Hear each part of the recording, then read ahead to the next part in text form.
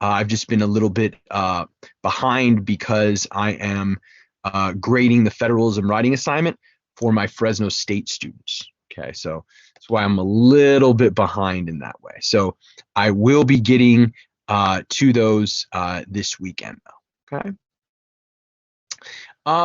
Any questions, comments, concerns, or issues with regards to the last quick write or anything involving the class? I was going to go over the extra credit today.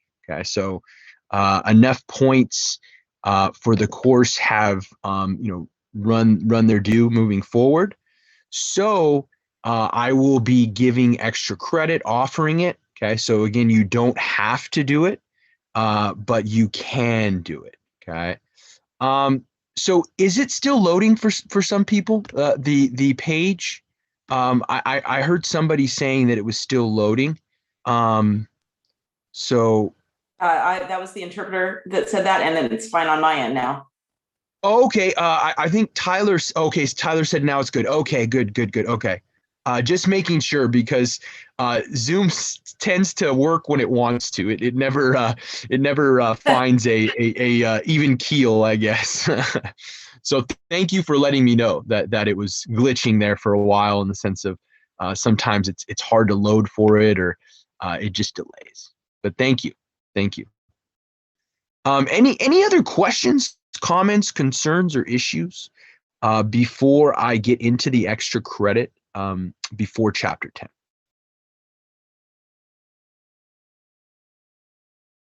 No? All right, sounds good. So I will show you the extra credit as it exists on the prompt. So this is the prompt. Sharing it. So right there.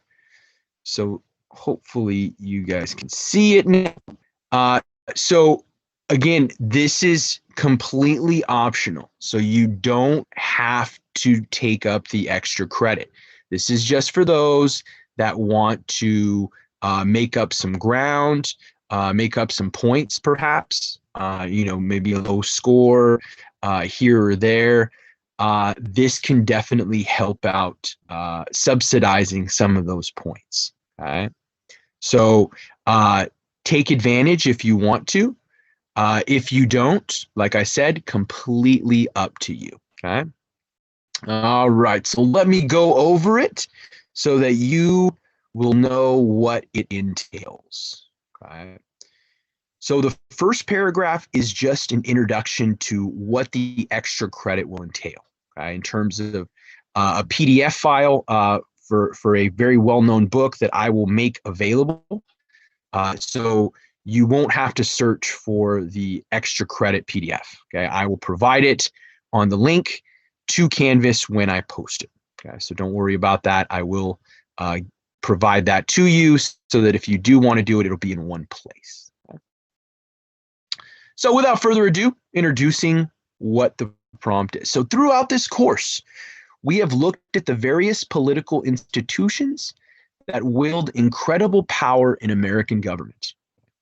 Among these institutions discussed in Chapter 6, and we're going to be going over Chapter 6 here in a few weeks, of Smith, Shelley, and Bart's American Government and Politics Today, is what can be referred to as the fourth branch or mass/mainstream media outlets.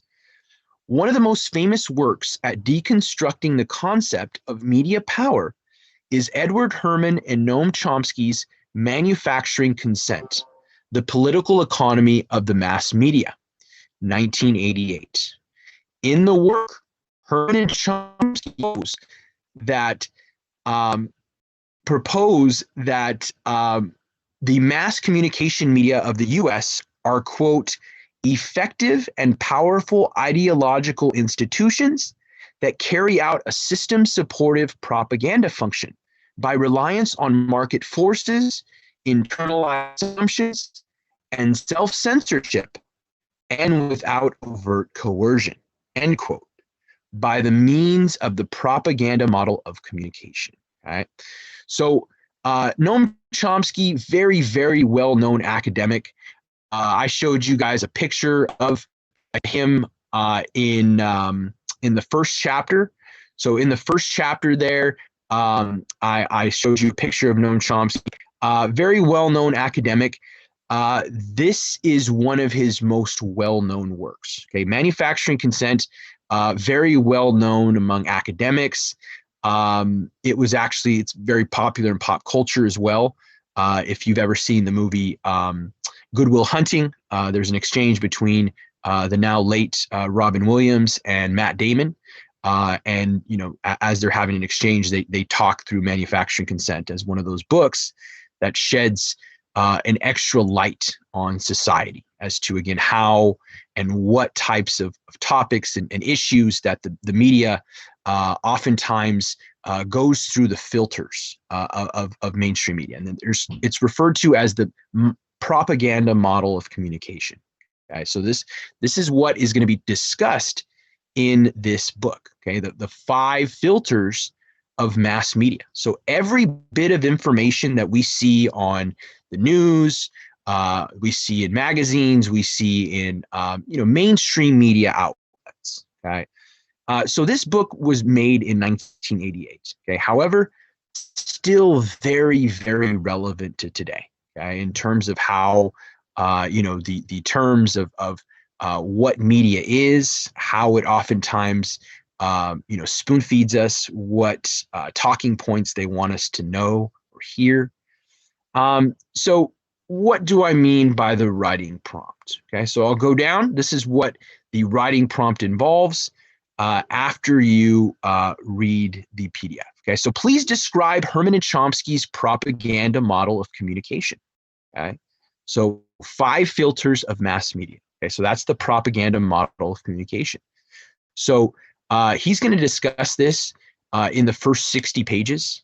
Okay, 60 to 80 pages. Do yourself a favor. Okay, everything else in the book itself is examples.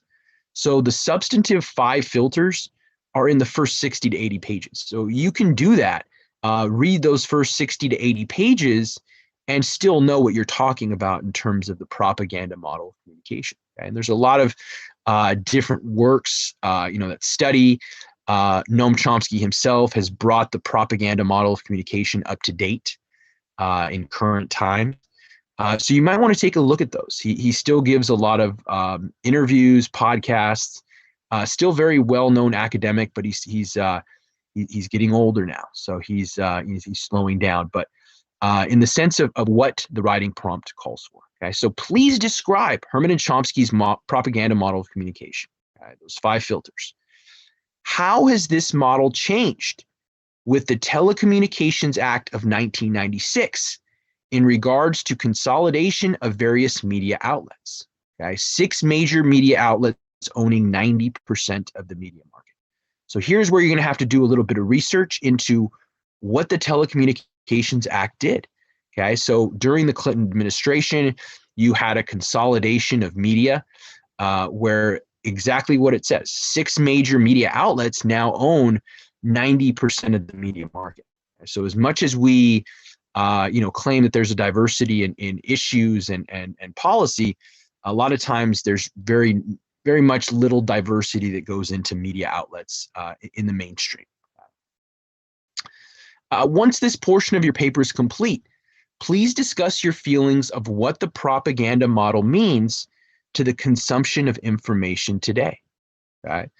So again, those 5 filters, they're going to talk about all those pieces of information that we hear on mainstream media, in his theory, go through these 5 filters. So talk about what that means to the consumption of information today. Okay? Make sure to incorporate the concept of elite theory and pluralism from chapter 1. Okay, so remember how we talked about elite theory, oftentimes a small group of individuals that exert power to benefit themselves. It's no different in media outlets, right? Meaning, Rupert Murdoch, Fox News, okay? Very, very wealthy individuals. Some people could say part of that elite theory, okay? George Soros, okay, CNN, he owns CNN. So again, you have different reverberations of echo chambers, okay, oftentimes that revolve around mainstream media outlets. Okay, what are they, pro or anti? They always have a bias and an agenda. So, in the sense of what that means, just incorporate those two ideas. And then the last portion of your paper will be a reflection portion as to what you learned. Okay, so this is a very influential book. I would hope you would learn something as to, again, what it's trying to tell you, okay, as a citizen of the United States, okay, in terms of how controlled oftentimes we are in terms of what's out there, what kind of information.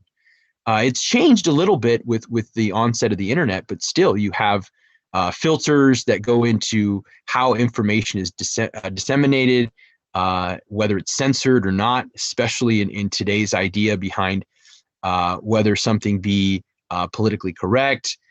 Sometimes the idea of what people say, you know, going too far, okay, in the sense, you know, cancel culture, you know, people have their ideas, whether they're pro or anti, you know, all these different ideas that go into what we're living today. Because again, you know, you talk about, you know, what social media is. Oftentimes, you know, the notion behind what's acceptable speech and what's unacceptable. There's definitely a blurred line that exists for certain ideas behind what can be said and what can't be said. So the last portion again is what you learned. Does this influence your perspective today? Okay, it should. Okay, like I said, it's one of those influential books that you're going to be like, wow, okay, that makes sense. Okay, in the sense of how he's explaining things, it's very understandable. Okay, in the sense that you know, he uses examples from his era, but it's very easy to pick up on those 5 filters. Okay, what he's saying, how he's explaining what they are in terms of, you know, consumption of information that we hear on a daily basis.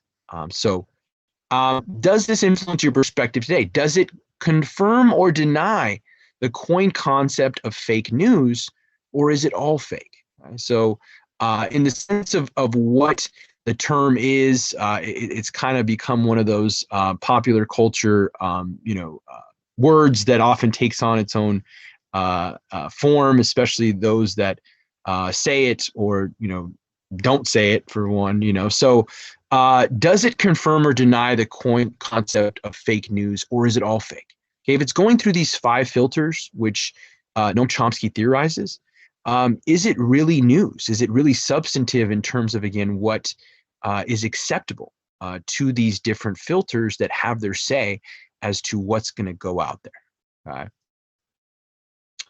What about the concept of infotainment? Okay, so oftentimes infotainment takes on the idea or definition, information based in entertainment purposes. Okay, so let's say, you know, not taking on substantive news and, you know, taking on, you know, let's say stuff that's just based in entertainment. So like, you know, who, you know, was eliminated from The Voice last night or something like that. I think it was the first day, but kill me for knowing. But in the sense of, again, stuff that just really doesn't matter. But again, it's information based in entertainment purposes. So this paper is to be 6 pages in length, 12-point font, double spaced, MLA format. Again, you can use outside sources. He brings these types of ideas and concepts in the propaganda model of communication to current day. So maybe hear him, you know, what he's saying, how he's saying it. It's very, like I said, it's one of those books that's very, one of my top 5, definitely. So I would suggest you read it, just not just for the extra credit, but just for, you know, something that, again, you know, becomes one of those very influential works in a generation. And this is one of them. So this work is available on PDF form, which again, I will post with the Canvas posting when I do. So 40 points possible. So this one is going to be 40 points. The next one will be 40 points. So you'll have 80 points possible of extra credit in this class. Okay, so I would suggest, like I said, take advantage. Oftentimes, it relieves the headache at the end that you'll be able to, again, not have to worry. Come late April or early May, you won't have to have that headache. Okay, so that's why I'm giving it to you early, so that again you have 7 weeks or whatever. I think that last, like I said, that when I have that due date on the syllabus that says all assignments are due on that date, that's also including extra credit. Okay, so again, that date is the same time that everything for the class, whether late or not, will be due. Any questions, comments, concerns, or issues? Explaining what that prompt is, and again, what it's asking in any clarity form.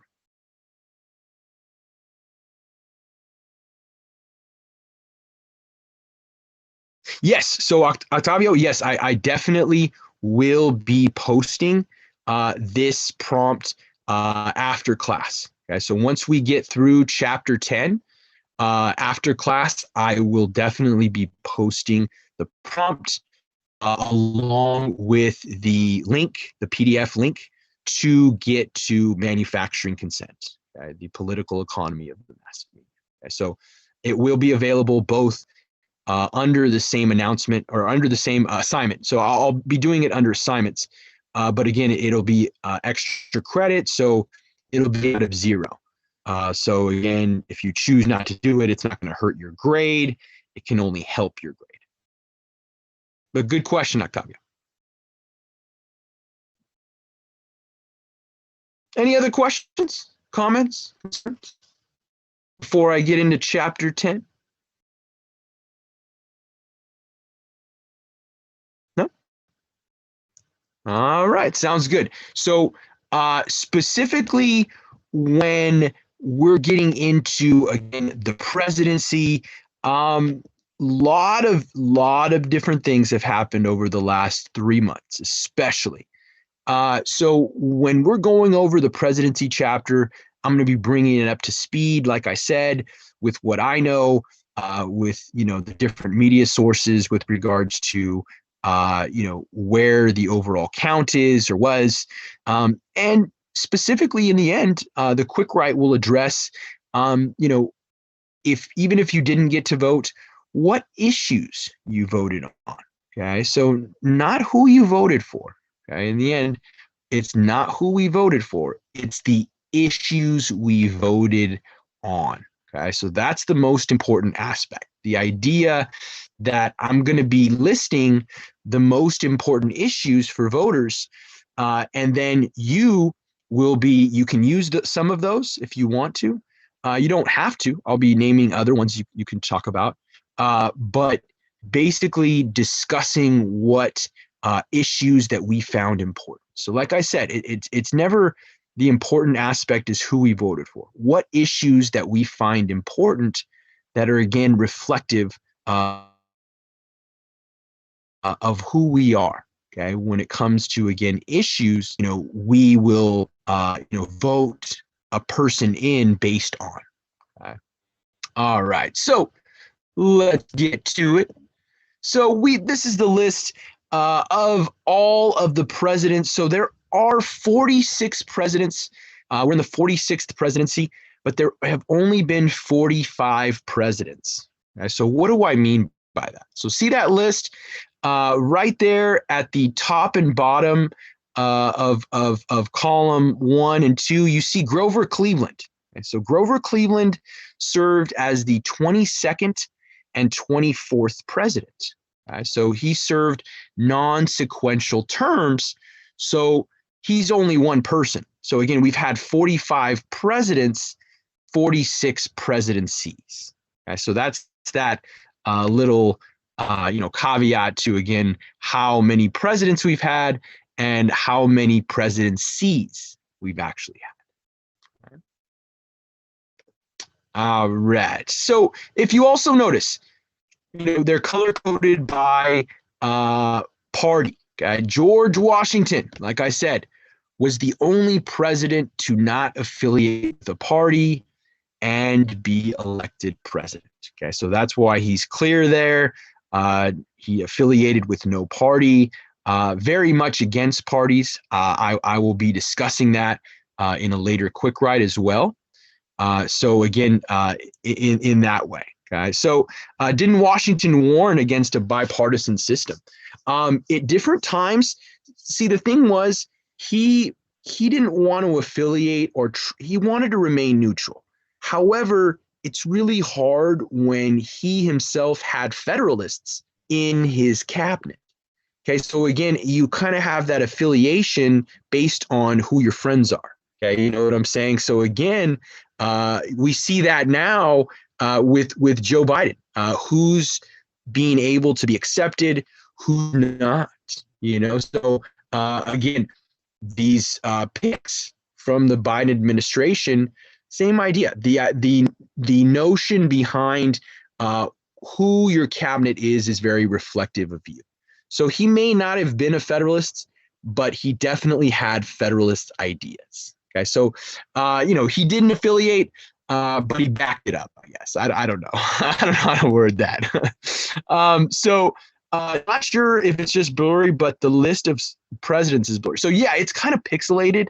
In the sense of being a little pixelated there, if it is a little blurry, I am sorry. So again, in that way, the presidents themselves, they're in that list. I didn't have the end to Joe Biden's presidency, the start, which just literally started in January.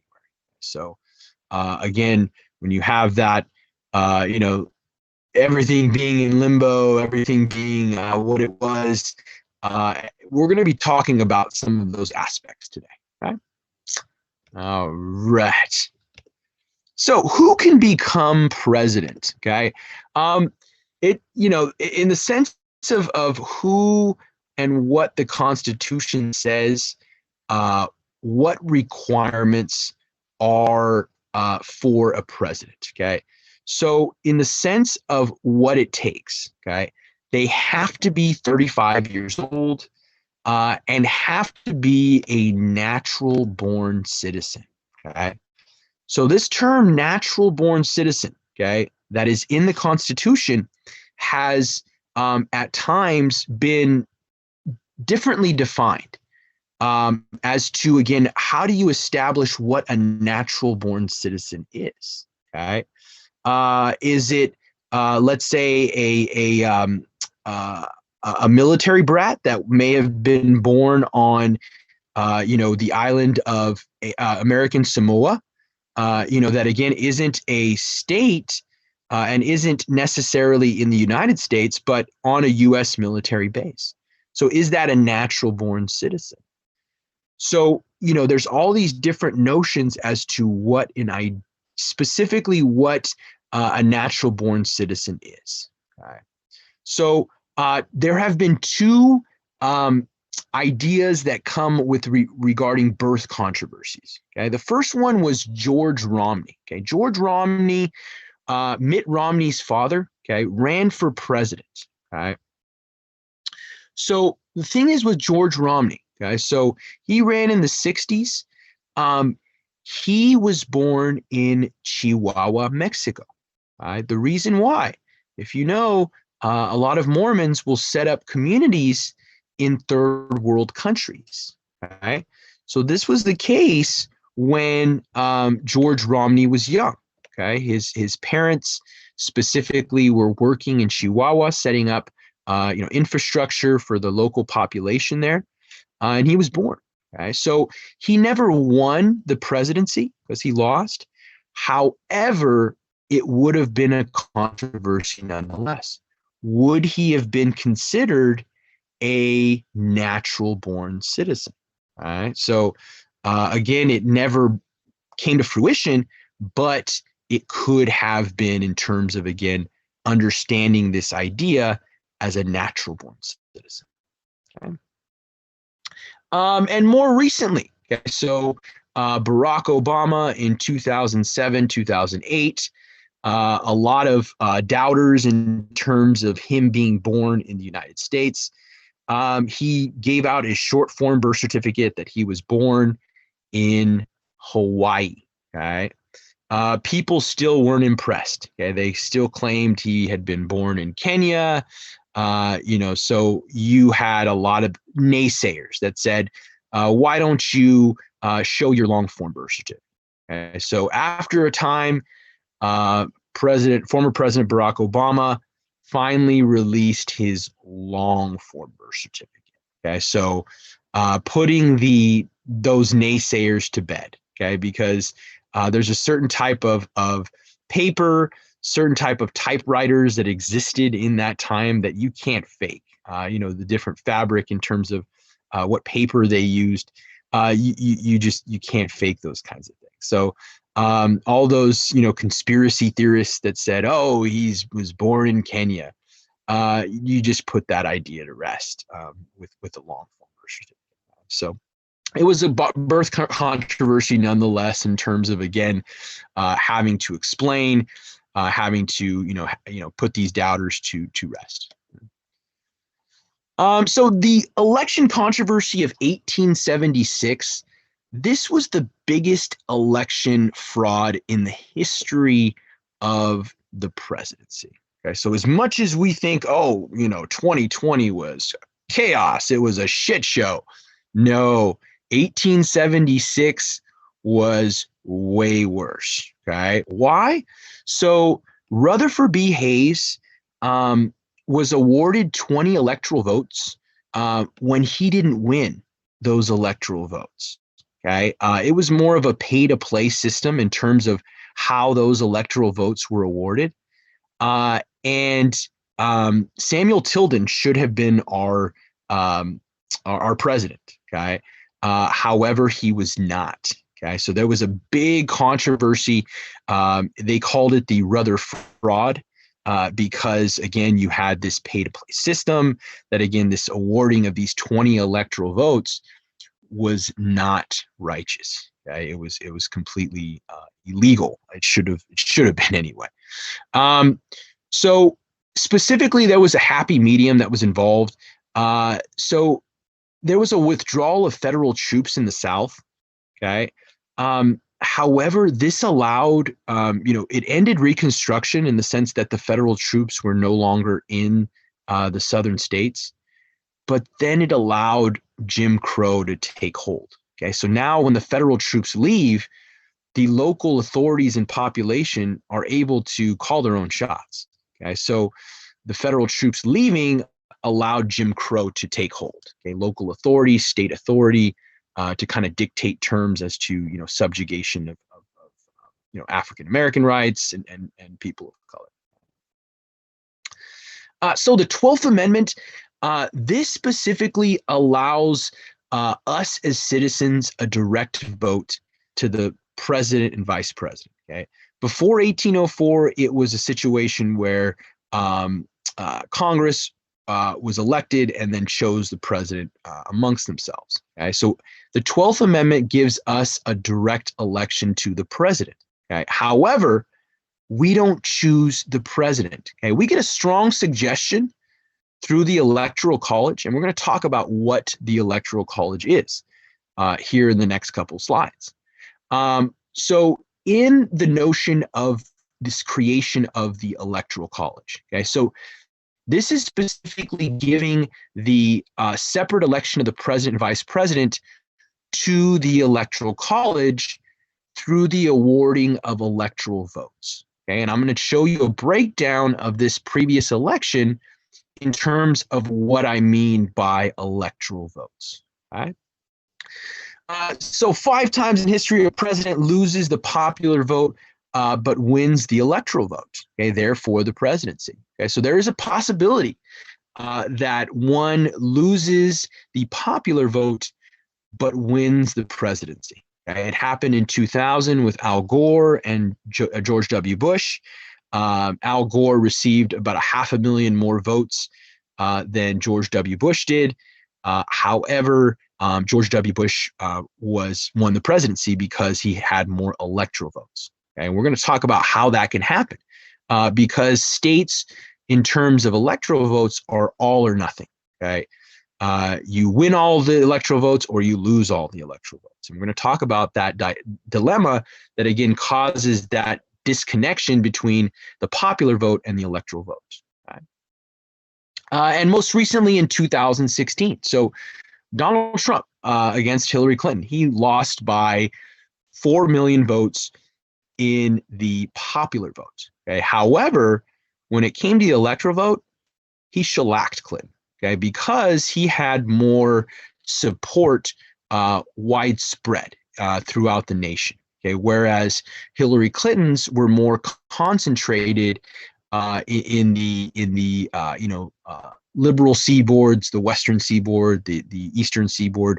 In the sense of again where you can do that, you can lose the popular vote but still win the electoral vote if you have enough widespread support. Okay. So what do I mean by that? I'll be going over it here after this slide. So direct election or indirect selection of the president. So why didn't the founders want direct election of the president? So in the sense of creating the electoral college. So very specific to the historical circumstances of the time. Okay, there was a difficulty of nationwide vote. Remember, during this time, it was, horse and buggy, that was, trains were coming into effect. But again, it was very difficult at this time to kind of find a way forward. Right? Distance, obviously, difficulty of travel, and then corruption. Okay, a lot of corruption was happening with regards to ballot stuffing, with regards to these voter precincts that would specifically, on behalf of candidates, vote according to that candidate's wishes. Okay, so a lot of corruption was going on. So trying to rein in what the electoral vote is. Right? Favorite son concern, but overall, just a fear of direct democracy. Okay, again, like I said, the framers of the Constitution, they were still skeptical of the average person making the right decision. Okay, so again, you have these circumstances where again, the framers seem to fear this direct democracy, a popular vote to the president.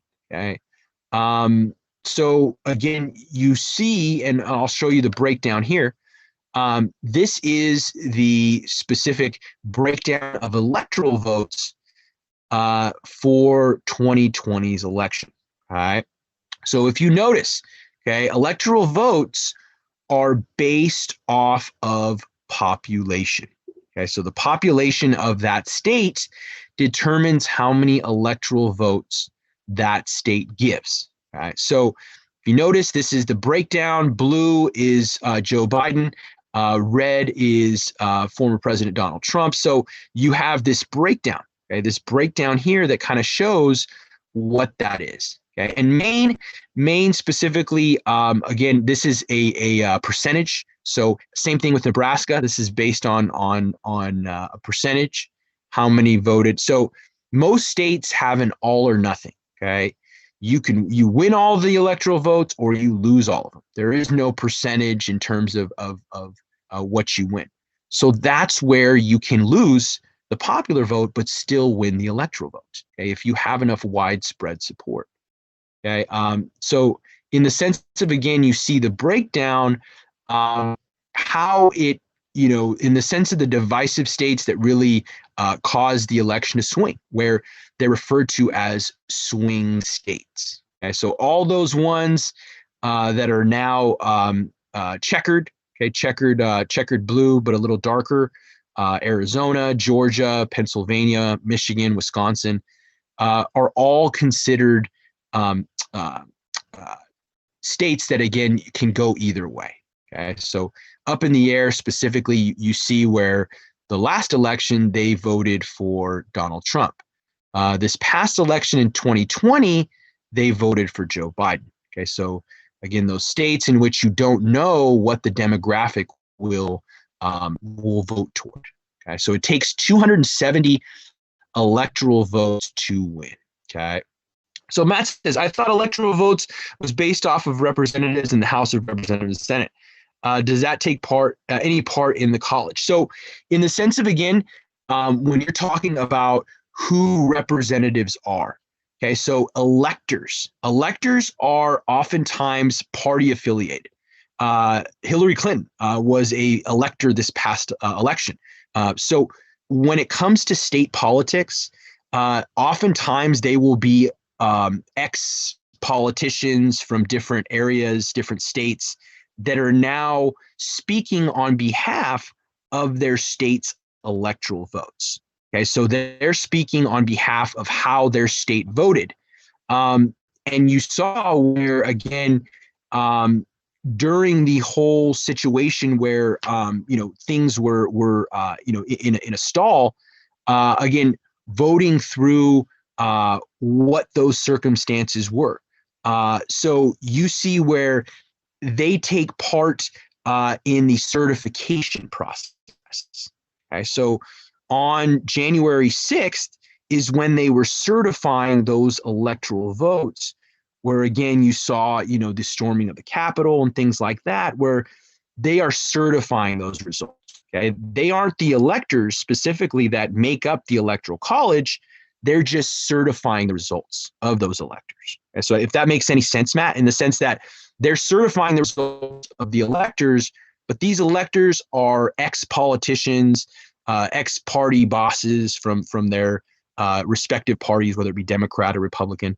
So they're speaking on behalf of them. Okay, so the number of representatives is based on the number of legislators, but the legislators aren't the representatives, right? Yes. So again, in the sense of, again, they're just certifying the results. Okay, they're not the actual electors that make up the Electoral College. Okay, so that again is reserved to electors in different states, different party bosses that have been in the game for 20, 30 years.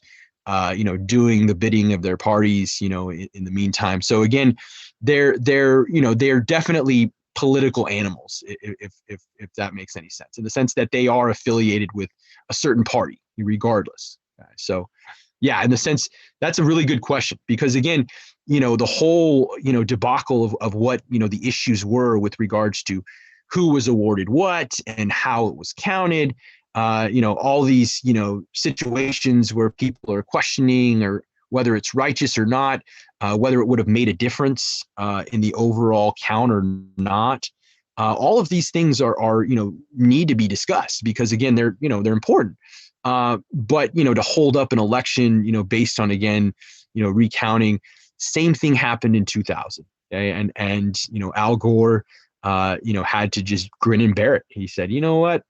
I lost the electoral vote. Regardless if I won the popular vote, it's not going to go my way. So that's where Florida in 2000, the hanging Chad, there was a lot of confusion as to kind of looking at the actual ballots themselves and seeing how it was kind of off in some counties where they had to kind of do it by hand, because they didn't know, based on this hanging Chad notion that came out of that whole situation in 2000 in Florida.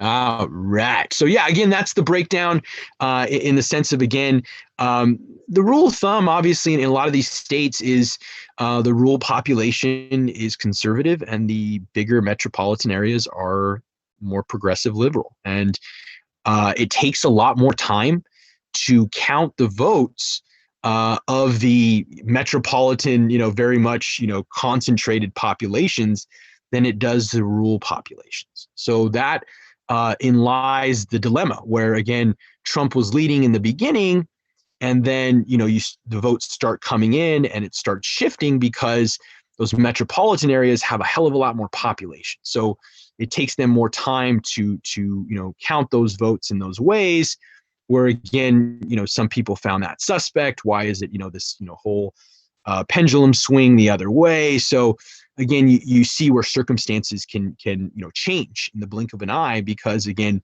that dichotomy, the rural population being conservative or mostly conservative, and the metropolitan areas in big cities and the like are more progressive. Okay. All right. So the many roles of the president. So depending on who the president is talking to, okay, he has to wear a different hat. Okay, if he's talking to a general, okay, he's playing commander in chief. Okay, if he is talking to a foreign leader, okay, he is the chief diplomat. Okay, so all these roles that the president, depending on who he is engaging with, has to play this different role. Okay, so what are those roles that the president has to play? Okay, so head of state, this is that role that as a ceremonial head of the government. Okay, so again, the figurehead, specifically, being that example of what the country is in any given time or generation. Okay. Chief executive, so also being the head of the executive branch, choosing his cabinet, specifically the civil service in which creates his cabinet. Okay, so this specifically where you have these 15 cabinets where he himself gets to pick the heads of. Okay, so that's what Joe Biden is going through right now. Okay, he is choosing who his cabinet members will be. So, for instance, let's say Merrick Garland, for all intents and purposes, probably going to be his attorney general. So that's kind of where that is right now. But again, depending on who he's talking to, he's going to play that different role. Okay. So the civil service, okay, this is specifically, again, what his heads of his cabinet are going to be dictating towards. Okay. So what do I mean by that? So it's a collective term for the body of employees working for the government. All right. So cabinet specifically is able to take on a lot of those roles, but it's not the complete civil service. Okay. There's other departments that we're going to talk about that speak to the civil service as well. So generally, civil service is understood to apply to all those who gain employment through merit. Okay. So a merit system.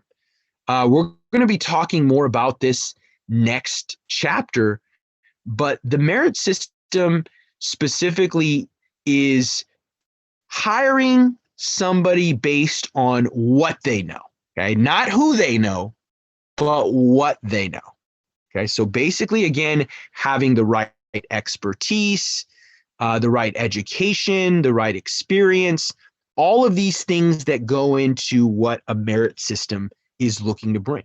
Okay, so having the right people in the right positions with the right qualifications. Okay, that's the merit system. And for a long time in our country's history, we did the exact opposite. Okay, we would hire somebody because they were close to the president. Okay, they helped the president get elected.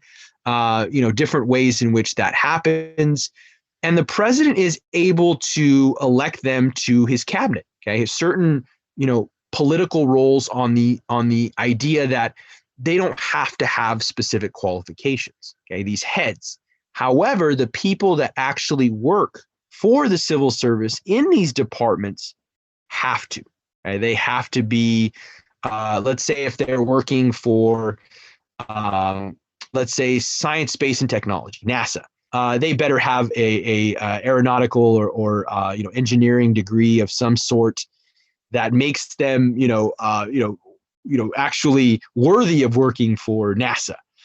Same idea, same concept. If you're working for the Forestry Service, you better have a forestry degree of some sort. Okay, in the sense of the U.S. Park Service, different things of that nature. Same concept. Okay, the same idea. You have to have certain level of understanding within that department in the civil service. And we're going to be talking, like I said, more about that in the next chapter. So appointment power. So this is exactly what the President-elect Joe Biden is doing. Okay, he's appointing people to fill government offices and positions. Okay? So basically establishing who his right, left, forward, and backhand mans are going to be, okay, or women. Okay? Obviously, a lot of women in his cabinet as well. So again, all of these areas in which, all of these, let's say, ambassadors, okay, all these ambassadors to different countries, he's filling all those too.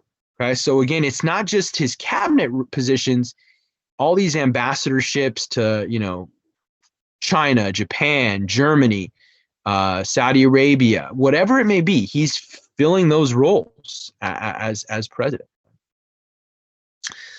So the president has the ability to reprieve. This is a little different than a pardon in the sense that a reprieve is postponing the execution of a sentence, right? It's not completely admonishing, right? So I'll go over a pardon here in a couple slides, but just know a reprieve is just postponing the execution of a sentence. Okay? A pardon is completely admonishing before or after a conviction. So I'll mention that again here in a few slides. So again, roles of the president, depending on who he's talking to, is definitely going to have to take on a different type of persona. Okay? Is he looking towards domestic politics, foreign policy, defense? All of these are in different areas, again, depending on who he's talking to. Again, if he's talking to a president of a different country, he's chief diplomat. If he's talking with the general, commander-in-chief, again, all of these different roles in which he's playing. All right. So again, specifically where the Constitution is with these roles. Okay. So Article 2, Section 1 specifically talks about the chief executive. Okay. The president is the head of the executive branch. Okay. What's he responsible for? Executing laws passed by Congress. So again, enforcing laws. Okay, so the executive branch is enforcing your laws. Okay, legislative branch again is writing your laws, and your judiciary is interpreting laws. Okay, so again, that's where those three concepts derive from. Right? So chooses officials and advisors to help run the executive branch. So again, that's the process that we're seeing now being voted on by the Senate. So again, what they're doing is called advise and consent. Okay? They are saying yes or no to these possible nominees for these different roles in cabinets. Okay? So also holds cabinet meetings to discuss government business. Okay, so making sure that again he's kept up to speed as to what's going on. Let's say in the FDA, okay, the Food and Drug Administration. If there's a possible, let's say, possible outbreaks that happen with the vaccine, side effects or something like that, he wants to know. Okay, so again, different things that again where these advisors are helping out as to what they're finding in the overall. So participates in all phases of government. Okay, so again, knowing that in the end, the president is either going to say no or yes. Okay, he could say no with a veto. Okay, so he can just say, you know what, in the end, they got to be able to have this before I'm going to sign it. Okay. Writes the yearly federal budget. Okay, so again, depending on what the president's desires are with regards to different issues, he can choose to fund or possibly defund certain areas of government that where are discretionary funds, where you can kind of move it around. So let's say, reinstituting, let's say, some of the funding for Planned Parenthood. Okay, so during the Trump administration, some of that funding was cut, where when more progressive, you're going to see some of that come back, and vice versa in different areas. So depending on the president's preferences, oftentimes is where you see funding either given or restricted. And then issues executive orders. Okay, so executive orders, you've seen many of them in the past. The first 50 days, basically, of the Biden presidency. The transgender ban was undone. The travel ban was undone. So some of these areas of again executive orders that take the place of law surrounding specific areas. Right. So pardon. So like I said, pardon is a little different than a reprieve. Okay, reprieve is just postponing your sentence. A pardon is completely releasing you from the legal consequences of a crime in its entirety. Okay, it can be done before or after a conviction. So in the sense of, again, what a pardon is, you saw oftentimes it does happen at the end of a presidency. Okay, those that have been loyal to the president in different ways. Every president does it. Whether or not people question that or not, both sides do it all the time when they're about to leave office. So it doesn't make it right or wrong. It's just the president has that power. Even if it's let's say Kodak Black. Kodak Black was doing some time. And he got a pardon. He got a pardon. So, in the sense of, again, different ways in which that exists. Commander in chief. Okay, so again, if he's talking to a general, he is playing the role of commander in chief. Right. At this point, I would usually, if we were face to face, I would show you a documentary called SOFEX. Okay, SOFEX, specifically detailing how generals, okay, in that commander-in-chief role, generals play a huge role. Okay, we don't realize how big generals play in terms of not just the overall defense of our country, but the notion of the military industrial complex. Okay, so the very powerful companies and corporations, let's say Lockheed Martin, Raytheon, General Dynamics, Northrop Grumman, all these individuals that make, let's say, the Tomahawk missiles, the Apache helicopters, the battle drones, different things like that, that oftentimes push, economies in different ways. Okay, so that in lies the old idea that, war is good for the economy. Okay, and there's some truth to that in the sense that, again, you have companies that are vying for contracts through the federal government. Okay, and the generals are the ones that sign off on them. Okay, so that's where, again, you have a lot of, money that's being doled out for these contracts, okay, to provide, Tomahawk missiles or Apache attack helicopters or drones of different sorts. So again, that's where you kind of see that generals are very powerful in the sense of what type of technology they're buying from these companies. Okay? So are police officers a part of the military?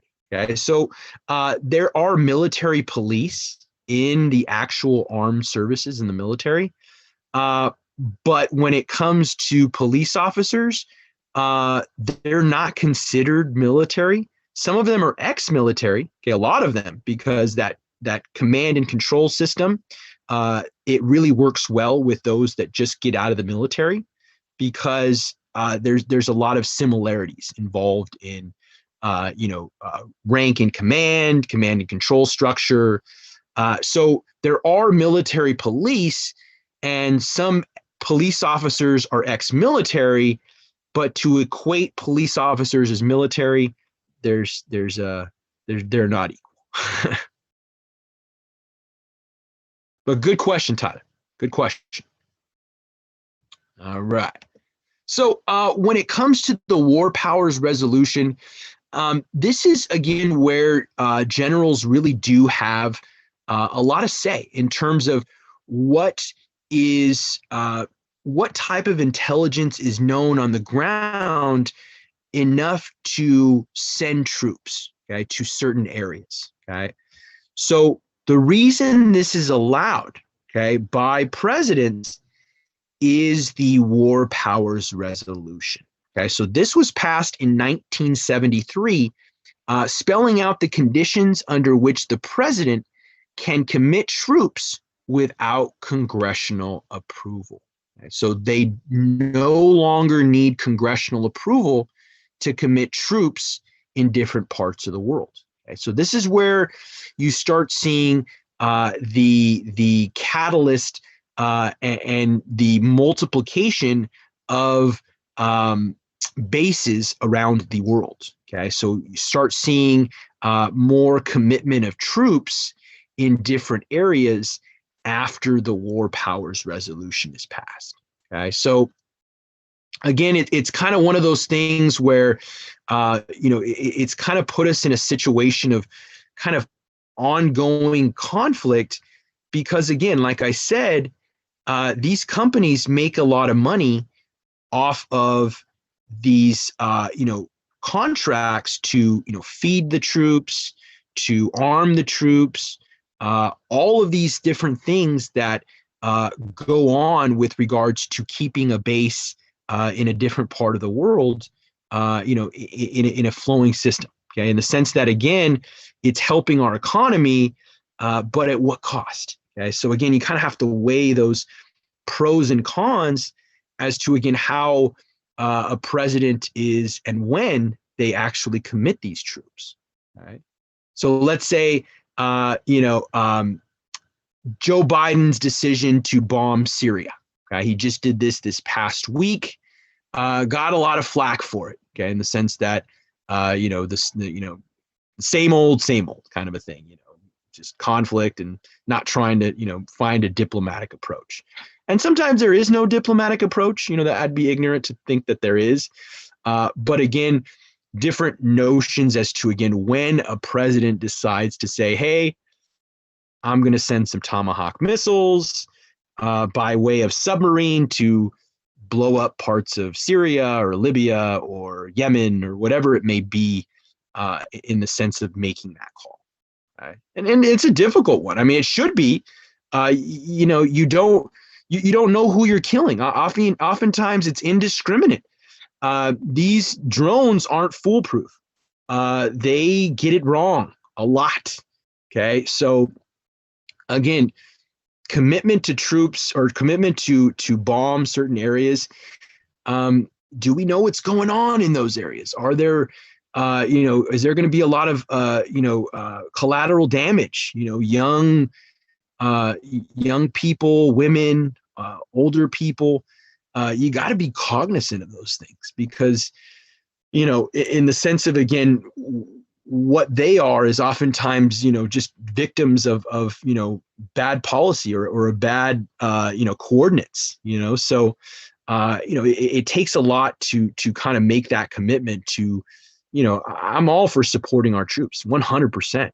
And that's why I have responsibility to say, hey, it only, takes those times where, again, we use them when we need them. We don't want to put them in a situation where on a daily basis they're putting themselves in harm's way. That's not fair to them or their family either.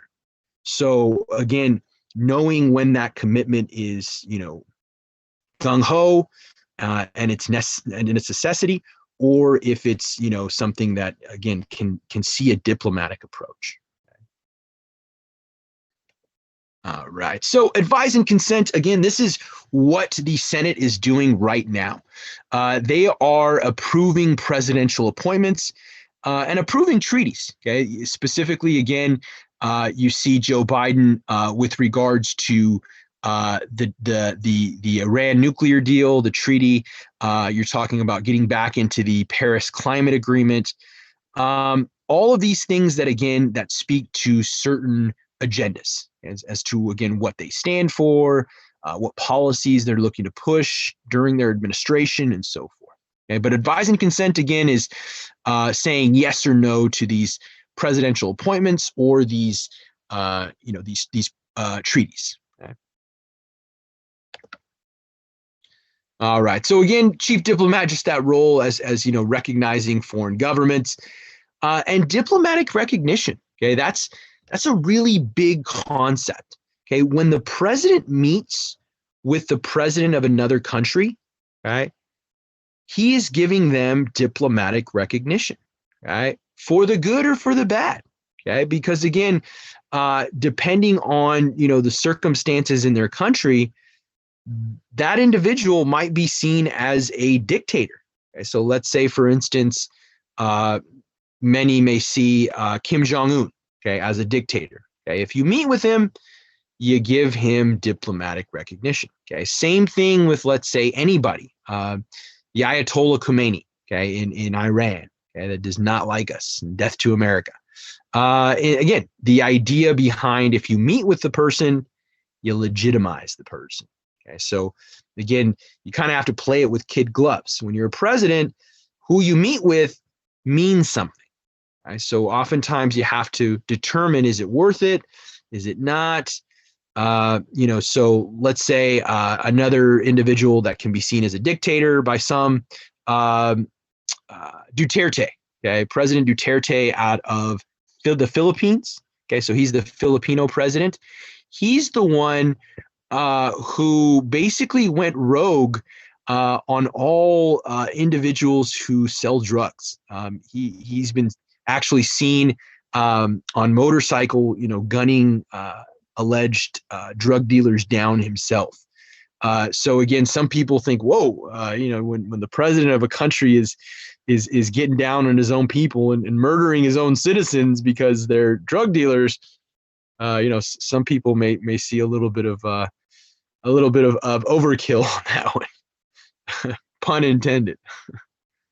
So again, when you see what diplomatic recognition is, same thing, let's say, with Vladimir Putin, guys, in the sense of who he is. He's, been a leader in Russia since 2000. Okay. So actually 99, guys. So he has been, in one way or another, the president or prime minister of Russia for over 20 years. Okay. So some people may see him as a dictator. Okay. And many people do because of that fact. The idea that it seems very fishy that he refuses to relinquish power, by way of giving up the reins. So that in itself, when you meet with people, you consult with people, it means something. Executive agreement. So again, this is where specifically you have an executive agreement. You don't need senatorial ratification. Okay? This is with the head of a foreign state, specifically international agreement. So you could say the nuclear deal. Okay, that was an executive agreement between, the enrichment of uranium isn't going to be used for nuclear purposes. Whether it is or it isn't, when you have a country that says death to America and they're enriching uranium, it's dicey. It's dicey. You're if you want, more nukes in the Middle East, that's a situation where, again, it's going to make it more volatile. But again, who am I to say anything about a country, dictating its own terms? If it wants nuclear energy or it doesn't, is it for the right reasons? Is it for the wrong reasons? It's very much a decision in which the foreign policy buffs get paid big money to discuss those things and take the headache for it, because nuclear power ain't nothing to mess with. You just see the Hiroshima and Nagasaki documentaries and you'll know why. Chief legislature, so also again influencing the making of the laws themselves. Okay. So State of the Union message, this is specifically, again, you see where the president is going on all the mainstream media channels, okay, ABC, NBC, Fox News, CBS, they all black out their regularly scheduled programs, and the president talks for 3 hours, okay, 2 or 3 hours, depending on, again, the length of the after. They're dissecting what he talked about, things like that. So again, that State of the Union message, this is basically giving his legislative program, what he intends to do with certain issues. So oftentimes you'll see a ticker by the screen as he's giving his State of the Union address. Okay, so he's going through these issues, whether it be immigration, whether it be foreign policy, whether it be defense of our country, all of these different issues that specifically speak to, again, addressing them in a legislative program. Okay, when he's giving his State of the Union. So the message, again, is not just addressed to Congress, but the whole world. Okay, the American people in the whole world are listening to, again, what to expect from the president, because, again, that sets the standard for what's going to be important. Okay, so let's say, green energy. Okay, green energy is a policy that Joe Biden finds important that former president wouldn't. Okay, so again, you see this dichotomy between, again, what the president will find important, what they don't. Again, depending on their outlook towards certain issues. Same thing with immigration. Right? All right. So again, the president in the end does get to say yes or no to a piece of legislation. Okay, so if they say no, that is considered a veto. Right. So the president has the option to explain that veto. Okay, explain the no. This is called a veto message. Okay, so this is specifically an explanation of why he voted no. Right. This accompanies the vetoed legislation when it's returned to Congress. Okay, so this is explaining, basically saying, hey, if you want to move forward with anything, you're going to have to tinker with this, this, and this. Okay, so basically kind of throwing Congress a legislative bone, saying, hey, unless you change these things, it's not going anywhere. Okay?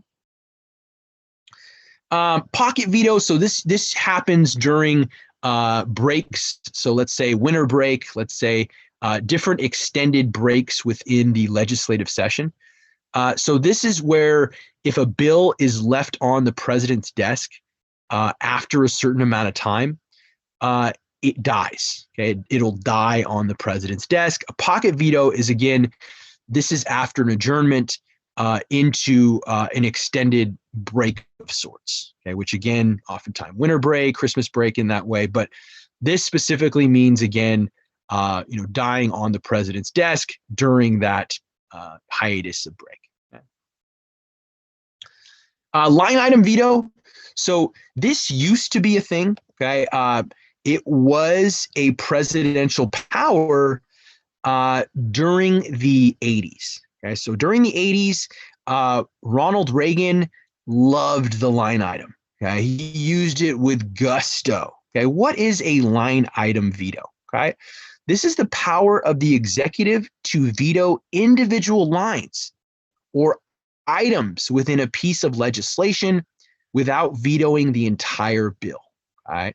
So meaning the president could just, put a line through something if he doesn't like it, keep something if he does, put a line through it if he doesn't. This was a presidential power up until the 80s. Okay. Then in the 90s, okay, 92, Bill Clinton was elected to president. Okay. He beat George Bush Sr. to become the president. Okay. So he tried to do the same thing that former President Reagan did. He was shut down. Okay. So specifically, the line item veto during the Clinton administration was ruled by the Supreme Court to be unconstitutional. Okay, in the sense that if you want to veto something, you have to veto the entire bill. Okay, you can't just, I like this, I'm going to scratch this out. I like this, I'm going to scratch this whole paragraph out. No. So you can't do that anymore. Okay, the Supreme Court has ruled that's unconstitutional. If you want to veto something, you got to veto the entire bill. Okay, you can't just go by line item and say, I like this, I don't like this, I'm going to cross this out. No, you have to, if again, you're going to veto it, you got to say no to the whole thing. So patronage, specifically, this is what you're seeing now with regards to Joe Biden's presidency. And again, this happens in every presidency. Okay, those that helped you get, donations, helped you get certain,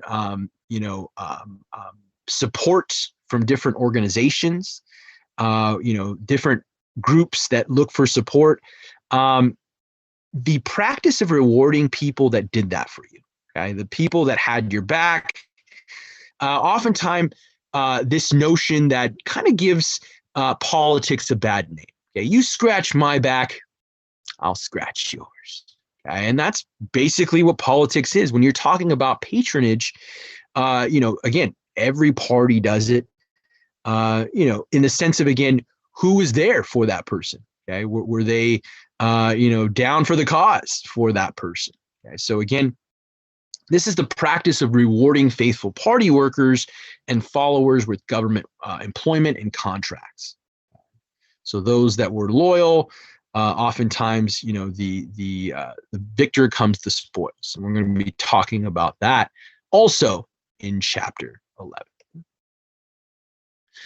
So what about constitutional power? This is specifically, again, in the Constitution, Article 2 of the Constitution, that explains the president as, again, the head of the executive branch. Statutory power. So this is a power created for the president through laws enacted by Congress. So you can say the USA Patriot Act. Okay, this was a statutory power to the president that definitely gave the president more power during times of crisis. Okay, and we're going to be talking about that with emergency power here in a few. So express power, again, this is constitutional power in the sense that it is specifically in the Constitution. Okay? So again, expressly through, again, that constitutional power that, again, express power comes from, which is, again, in Article 2. Inherent power. So again, the idea of the president, executives shall be given to the president. The power specifically shall be vested in the president, and take care that the laws be faithfully executed. So again, all of these notions that go into actual verbiage in the Constitution. So emergency power. Okay, so the president also has emergency power. Okay. When or under what circumstances they use their emergency power very much, is up to the president themselves. Right. So just recently, when it comes to, former President Trump, you had emergency power utilized when the caravans were coming from Central America, bringing some of the, let's say, the National Guard to put up, barbed wire fence or chicken wire, whatever they were doing. So again, when or where a president decides to evoke these emergency powers, this isn't the only time. There are many times presidents have utilized emergency powers. So where are some of those examples? So again, emergency powers are the president can use emergency during crisis in both domestic and foreign affairs. All right. So again, the notion behind that, okay, domestic and foreign affairs. So Abraham Lincoln, he actually used emergency powers to suspend habeas corpus and issued military funds during secession. Okay, so again, military funds, specifically, again, utilizing his emergency power to give the Union the upper hand. FDR, okay, FDR also used emergency power during the Great Depression. Okay, so in order to stop the economic bleed out, okay, FDR stopped people from withdrawing from banks and exporting of gold and silver. Right? So the fact that the Depression lasted so long was because people's money were becoming worthless because they were just withdrawing from banks because everybody was in a panic. in the sense of devaluing their money, because again, they just didn't know when the bottom was going to be. So FDR, he decided to stop people from withdrawing from banks, again, stopping that economic bleed out, and exporting of gold and silver. I guarantee you, if any president were to do that today, stop people from withdrawing from banks, it would be fucking political suicide. Okay, political suicide. You stop people from withdrawing from banks. Oh no, that's scary. So again, using during times of crisis, but again, how big is the crisis? Okay? Because again, you have situations where people need to eat or pull out money, for different foods or services or whatever it may be. So, anytime a president does that, they got to do that with kid gloves, okay? Especially in capitalist society that we are. Also, Woodrow Wilson, he used his emergency powers to seize the steel mills, okay, during this era. Also, the National Emergencies Act of 1976 also gave emergency power to the president, in the sense of giving him more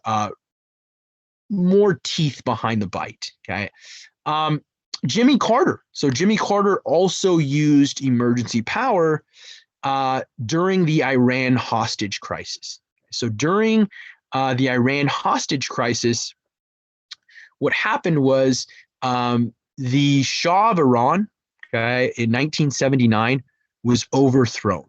Okay, the Shah was very, very on very good terms with the United States. Okay, basically, for all intents and purposes, a puppet, okay, of the U.S. government. So the Shah was, again, you can always count on him. So he was overthrown, okay, in 1979.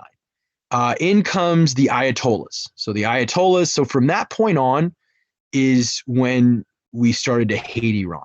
Okay, so that point on is when the United States and Iran were at war. Okay, and that's where you see that today. Okay, everything from 1979, the Iran hostage crisis, really again speaks to that time period. So ever since the Carter administration, the Ayatollah has been in power. Okay, so a long time, 40 years, over 40 years, that again, the Ayatollah in Iran has been, head of government. So situations where Jimmy Carter, he used his emergency power to freeze Iranian assets during the hostage crisis. Okay, so again, freezing their assets so that again, the Ayatollah who had just come to power would not be able to use them the way they wanted to, just because again, the ideas of central banks, when you freeze that asset based in another country, that other country has the ability to freeze that. That's why your money isn't always safe in an offshore account, fly-by-night operation. So again, different ways in which the local jurisdictions sometimes get to tell you how much you can take out and when you can take it out. Okay, so again, always be prepared for that. Okay? All right. So other presidential powers, again, executive orders has that ability to a rule or regulation issued by the president that has the effect of law. Okay, so same thing with regards to, let's say, the transgender ban being undone. This was an executive order. Okay, so again, now transgenders individuals can serve in the military openly and not have that stigma. They're banned. Federal registrar, so anything that is published by the U.S. government, executive orders, rules, regulations, legislation, is all printed in the Federal Registrar. Okay, federalregistrar.gov, in the internet also will tell you what Congress is talking about, what the president's executive orders, what they're looking to accomplish. All of these different things are all printed for you and available to the citizenry, okay, to kind of again delve into as to again what's on the actual front burner in our government. Executive privilege. Okay, so executive privilege is specifically what went head on with the emoluments clause. Okay, so when we're talking about the first impeachment, okay, executive privilege, which the president has, went head on with the emoluments clause. And we're going to talk about what the emoluments clause is here in the next slide. So what is executive privilege, okay, that the president has, and the president claimed during the impeachment trial? So what is it? The right of the executive officials to withhold information from or to refuse to appear before a legislative committee or court. Okay, so that's executive privilege. So that's a presidential power. The president has that. This went head on with another part of the Constitution, okay, which is the emoluments clause, which I'm going to show you here in the next slide. So signing statement, this is just basically letting the civil service know how a law is supposed to, be done, basically instructing what it's supposed to look like as he's signing it. Okay. So again, impeachment. Okay, so you saw impeachment just this last month, also a year and a half ago as well. Okay, so what is impeachment per se? Okay, so what is specifically in the Constitution?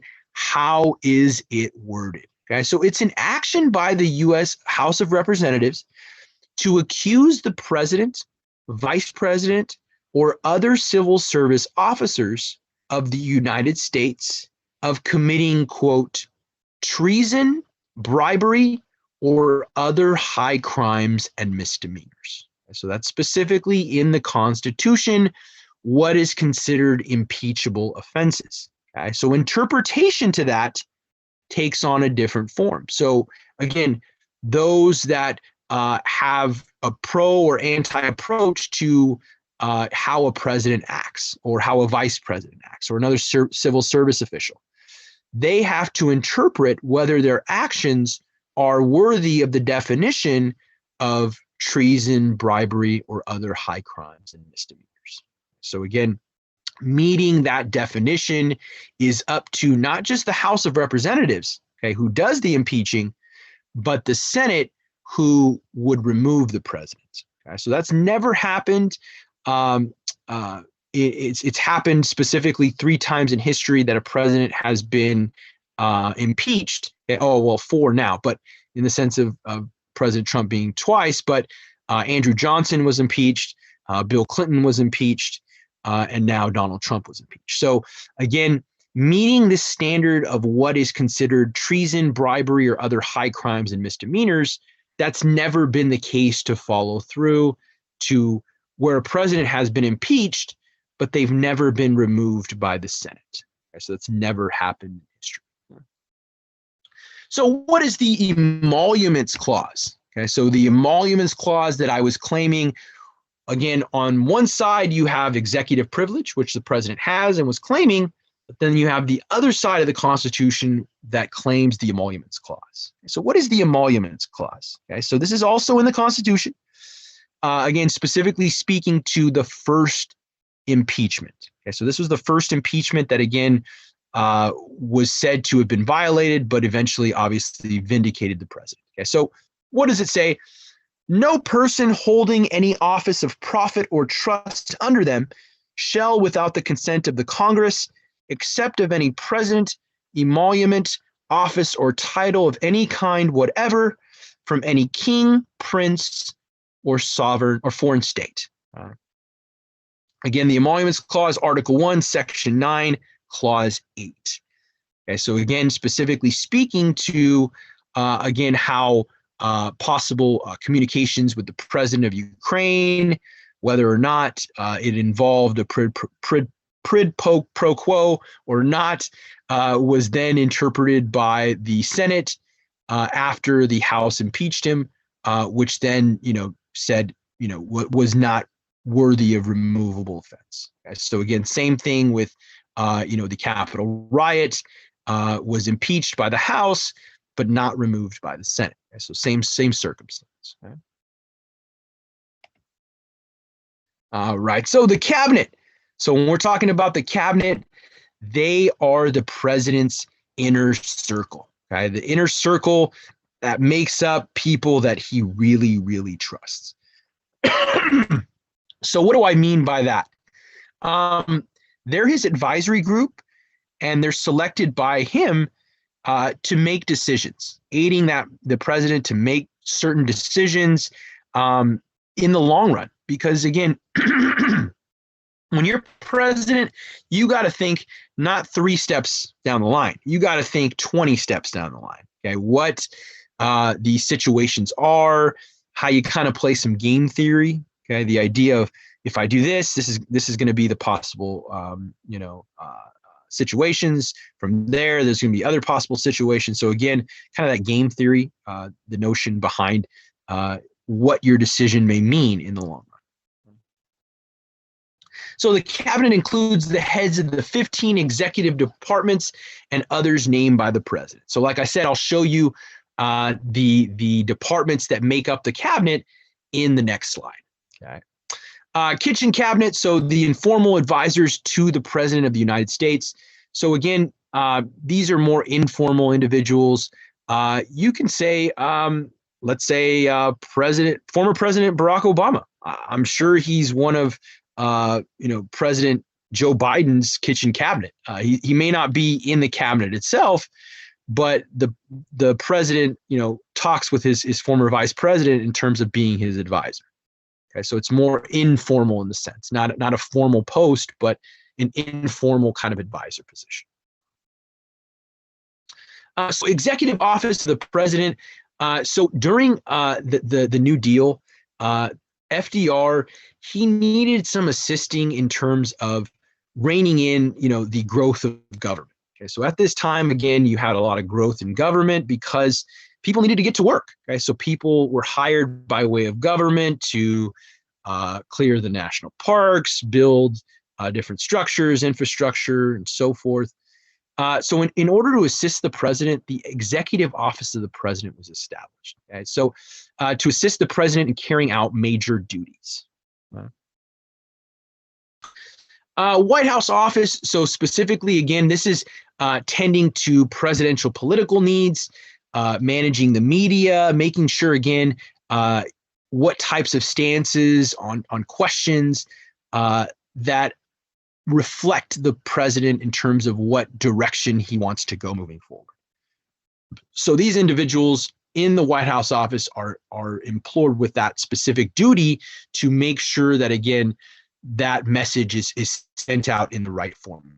Okay, what his intentions are with Saudi Arabia, with terrorism, with immigration, all these different things that, again, speak to the White House office that, again, would answer to these questions posed by the media to let them know what the president feels about that issue.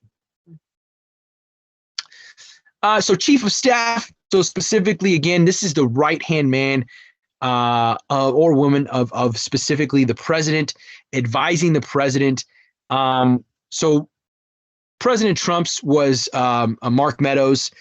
Chief of staff right now, I'm blanking. Either he hasn't picked one yet, or I'm just blanking on President Joe Biden's new chief of staff. But I will. I will definitely do my research. I don't know why I haven't heard of his chief of staff yet. But so executive departments, again, this makes up his cabinet. These are the 15 departments that make up the president's cabinet. So the president gets to pick the head of every single one of those departments. All right. So you see those there, Department of Agriculture, Department of Defense, Department of Education, Department of Energy, Department of Health and Human Services, Department of Housing and Urban Development, so HUD, Department of Justice, so the DOJ, Department of Interior, Department of Labor, Department of the State, Department of Transportation, Department of the Treasury, and Department of Veterans Affairs, and last but not least, the Department of Homeland Security. So again, the president gets to choose the heads of these different departments that then make up his cabinet. So again, very much the inner circle of the president that has that cabinet status amongst them. All right. So Office of Management and Budget, OMB. Okay, I made mention to them in chapter 9. Okay, so what did I say about them? They're assisting the president, okay, in writing the annual budget. Okay, so all the figures that go into accounting, how much funding is going to be given to this organization, to that bureau, to that nonprofit, all of these different things that go into the figures, okay, the actual figures, preparing the annual budget, clearing and coordinating departmental agency budgets, and the overall supervision of the administration of the federal budget. This is the integral stuff in the sense of, again, what the president intends to fund and what they don't intend to fund. National Security Council. So this is an agency in the executive office of the president that advises the president on national security. So again, national security issues having its own specific area within the executive office. Everything with regards to possible invasions in security or whatever it may be with regards to possible threats, both foreign and domestic or cyber, all of those different elements that come from, again, the National Security Council. All right. So what about the vice presidency? Okay. So Kamala Harris specifically, again, what is her role as vice president? Okay. So she can break ties in the Senate specifically. That's usually when you only see the vice president in the Senate chambers, is to break a tie. Okay. That's usually the situation that happens. Okay. So the 25th Amendment, this is in 1967. This establishes procedures for filling presidential and vice presidential vacancies and makes provisions for presidential incapacity. Okay, this was a situation that was brought up right at the tail end of the Trump presidency. Okay, where again the cabinet has the authority to decide whether the president is able. Are they mentally able, physically able, or are they incapacitated to take out or carry on their duties? Okay, so the 25th Amendment establishes those procedures. Okay, so when, again, a majority of the cabinet says that, again, the president can't speak for themselves, okay, or they may be in a coma or the like, you have different situations where, again, the 25th Amendment is one of those circumstances that kind of establishes those protocols for filling those vacancies. So what is the line of succession after the vice president? So this is that line of succession. If something were to happen to the president and the vice president, this would be the line of succession. Who would take over as president if something were to happen to the individual before them or individuals before them? Okay, so if you see that line of succession there, it goes vice president, then Speaker of the House. Okay, so the Speaker of the House is technically, third in line to become the president. And then it goes President Pro Temp of the Senate, Secretary of State, Secretary of the Treasury. So you see that list that, again, specifically speaks to presidential succession. Okay, who would take over in the event that something were to happen to the people or persons before them? All right. So my at issue quick write for tonight. What does it entail? What does it specifically speak to? Okay, so 2020, I know we all want to just forget it and never talk about it ever again. It's just been such a situation where, again, COVID has just put so many dampers on 2020. We were supposed to have the Olympics. We were supposed to have so many other things that I was just looking forward to, and we couldn't do it. Right? But as much as we want to not remember 2020, I ask you in this quick right, okay, not who you voted for, okay, because that's your personal opinion. I'm asking what issues you voted on. Okay, so there's a big difference there. The idea behind that, in every election, there are different issues that candidates will decide to vote on or vote based on. Okay, so interpretation of how their candidates view that issue that they find important. Okay, so what do I mean by that? So oftentimes, year in and year out, the economy is the number one issue voted on by citizens. Right? Obviously, okay, people are going to vote their pocketbook, their wallet, their purse. Okay, what's good for their purse is oftentimes, where they, want to lay their vote. Okay, not always, but when it comes to a capitalist society, it always, helps out in the sense that, again, if it's good for, a little bit of saving of money or taxation or different ways in which, one or the other benefits depending on perspective, different things. So I have a private question. What if we didn't vote? Family stuff. What you would have voted on? So even if you didn't vote, what issues you would have voted on?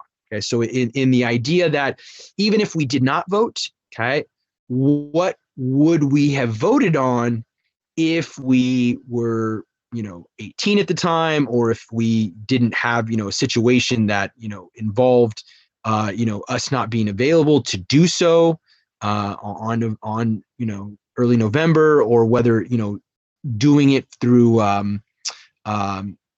mail-in ballot, different things of that nature. So even if you didn't, to that private question, what issues you would have voted on? Right? A good private question. Right? So again, oftentimes the economy is the number one issue that people vote on. Right? So this was in 2016. Economy was seen by the top issues as very important from specifically people that were considered high likely to vote. Okay? So the high likely to vote individuals found 84% of them found the economy being their number one issue. Okay, in the sense that they find that very important to the candidate that they will choose in the next election. Right. So as you can see, okay, this is the list. Some of those you may find important, others you may not. Okay. They're not exhaustive to this list. If you have issues that you find important beyond this list, go for it. Go for it. So what are some of those top issues that other voters voted on? Okay, so the economy, like I said, number one. Terrorism, number two.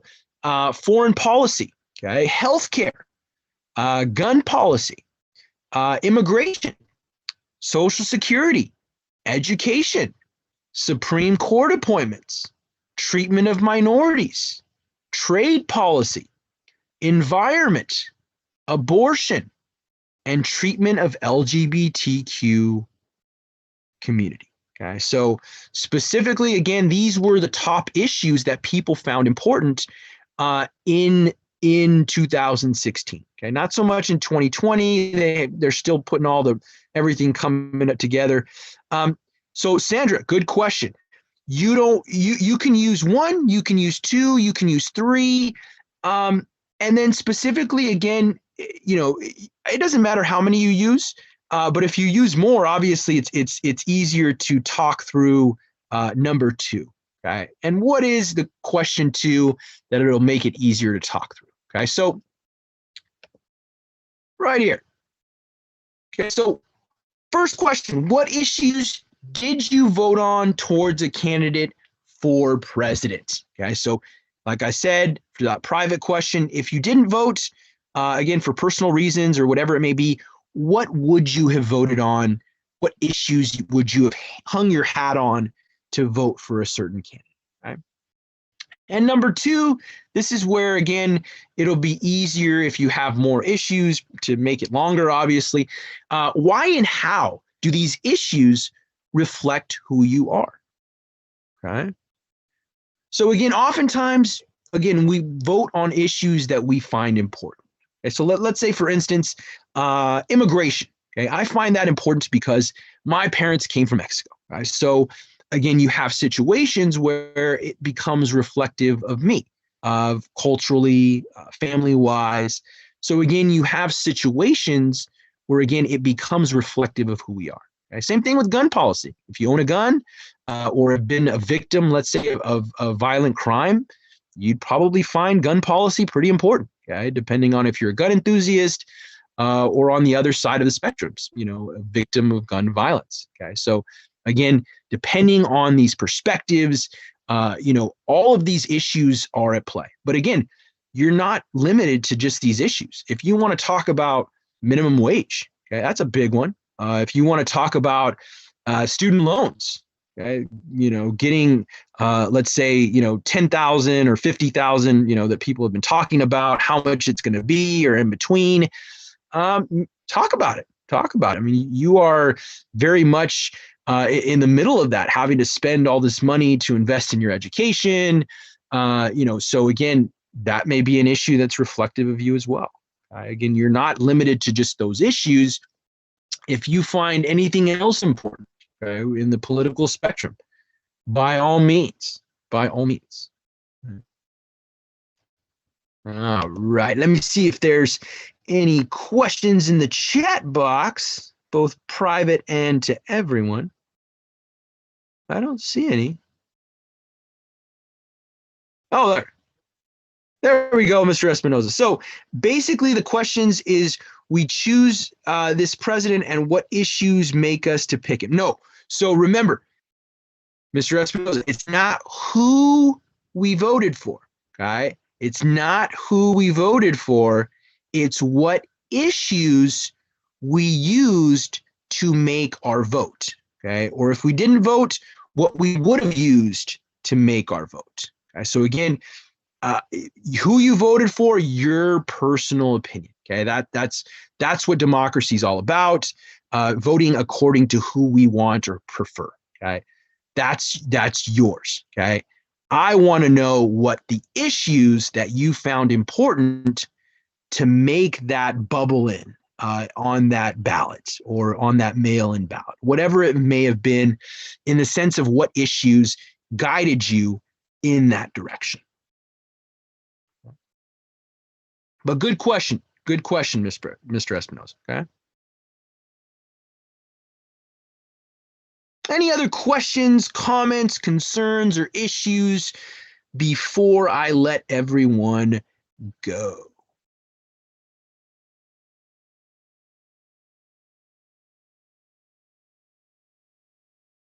No?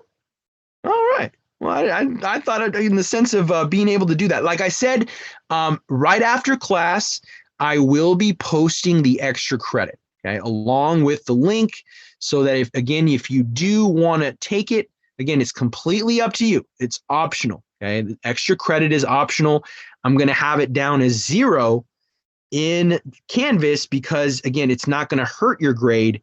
It's only going to help your grade. Okay? So if you want to undertake it, like I said, I will be posting it after class so that, again, it'll be due right there the first week of May, right before school ends. Okay, so again, that's when the due date is.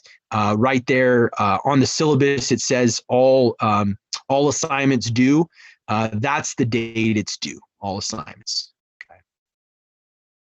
So again, you have plenty of time if you want to undertake it. I also, like I said, I'm going to be offering another one here in a couple of weeks. Okay? Another 40-point one that, again, if you want to undertake, possible 80 points of extra credit that, again, very, very substantive enough to, definitely affect somebody's grade in the positive sense. Right? All right. Any other questions, comments, concerns, or issues before I let everyone go?